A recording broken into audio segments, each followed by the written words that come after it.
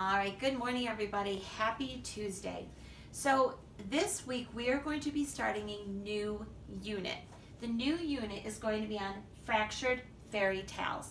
Now, you all know what a fairy tale is, but a fractured fairy tale is something a little bit different. When an older fairy tale gets a new twist, we call it a fractured fairy tale. It's more of a modern story. So, what an author does is take a story and he changes it. Maybe the author adds a new character, maybe they add a new setting, they add a twist. A twist is something different. So I have a couple I wanted to show you. So this is one. Instead of The Princess and the Pea, which we all know the story about the princess who went and slept in a bed and there was a pea underneath it, the author of this book changed it to The Princess and the Pizza. So this is a fractured fairy tale. There's a new modern twist to the story which changes it. Here's another one. Instead of the regular old Cinderella, this one is called Cinderella's Dress. And the story is a little bit different. They have different characters. There are birds in the story that help. So the author took the regular story of Cinderella and changed it. Now, some of the stories that I love the most that are fractured fairy tales have to do with the Three Little Pigs. This one is called The True Story of the Three Little Pigs.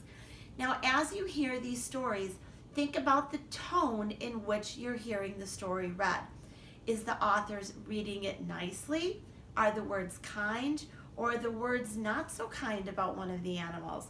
In this story, you're going to see that maybe the wolf wasn't really as bad as you thought he was.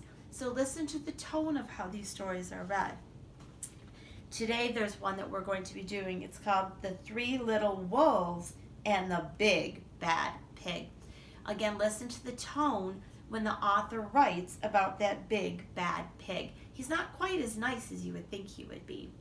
So as you listen to this story, I want you to think about the characters. I want you to think about the setting. Try to figure out in your mind what's different between this story and the regular story of the Three Little Pigs.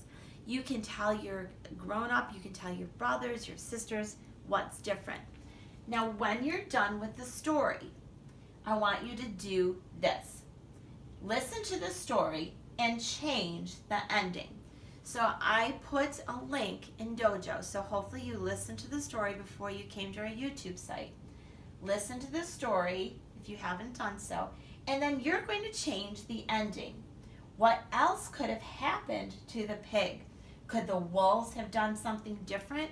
So think in your head. Listen to the story and figure out how you want to change the end of the story. Don't forget to have characters in your story. If you want to try to use quotation marks, you could do that and draw your picture.